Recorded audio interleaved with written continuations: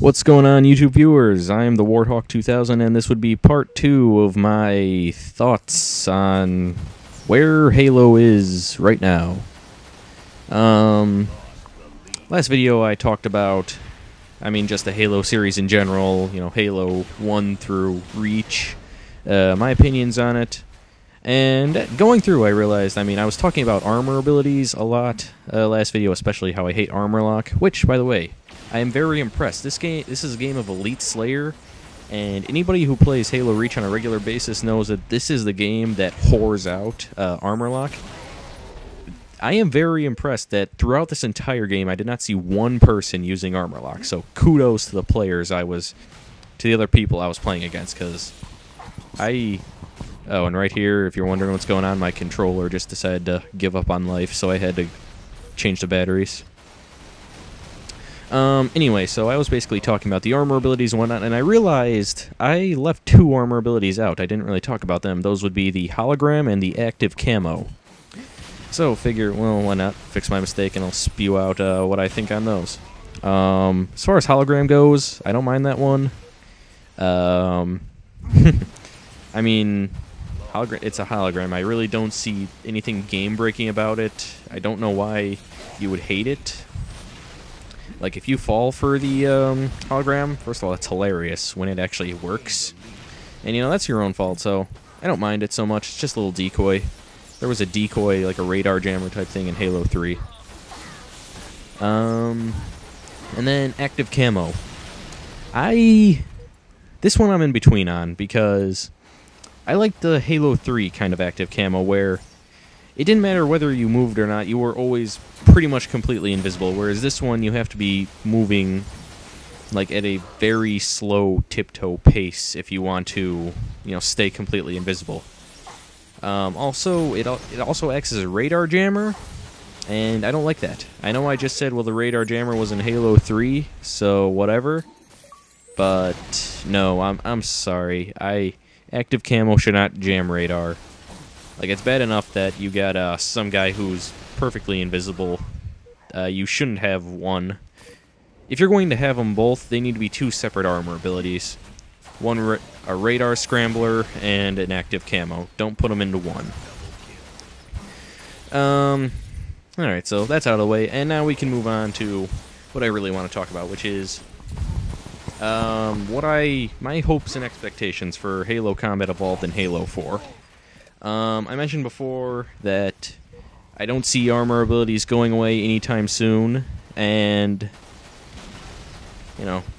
and especially in Halo Combat Evolved, because the multiplayer is going to be Halo Reach. But I have heard, and I'm pretty sure it's been confirmed, that there will be a title update when Halo Combat Evolved comes out, and I don't want to say it like, what's the word I'm looking for?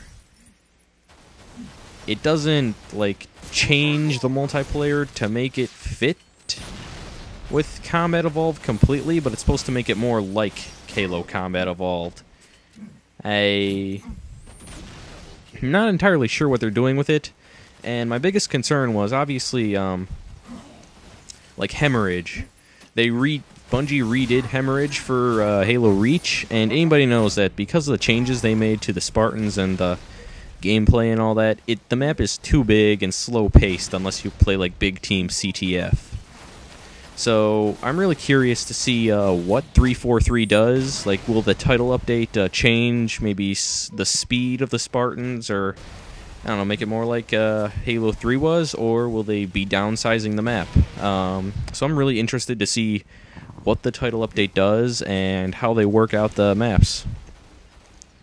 And then crap, there was really something I wanted to talk about, and now I'm kind of blanking on what it was.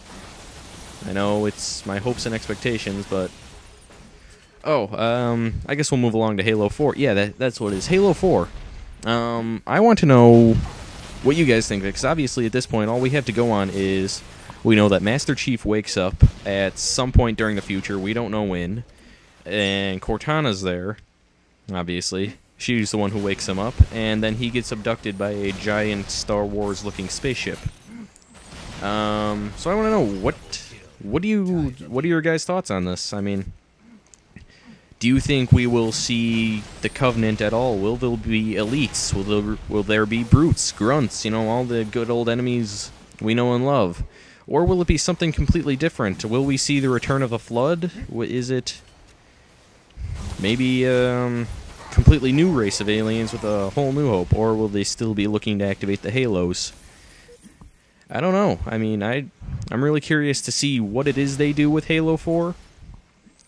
I would really like to see them delve more into the story of the Forerunners, because I think that's really interesting. I mean, all right, you know what? Halo 3 has been out for 4 years, so everybody should know this. But I suppose I'll say for the sake of it, spoiler alert. It was revealed at the end of Halo 3 that humans were the descendants of Forerunners, and Master Chief was like the inheritor. No, he was the reclaimer. But, in a sense, he was basically the inheritor of all the stuff the Forerunners had. Oh, hold on, right here. I'm going to show you that again, because I was really impressed. The stick that guy got on me, watch this. Alright, back it up. And another click. Okay, right. And there's me. I'm walking. There I am. I'm walking. Alright, going to assassinate the guy, and right here, see that? He stuck me right on my wrist, perfectly at the hilt of the dagger blade that comes out of the elite's hand. And I thought that was one of the most impressive sticks I've seen, and as I slam the blade down on the guy, it explodes. I don't know, to me, that was just purely amazing. Crap. This video's about over. Well, I don't know, I guess I got out most of what I wanted to talk about. So, I'll see you guys later.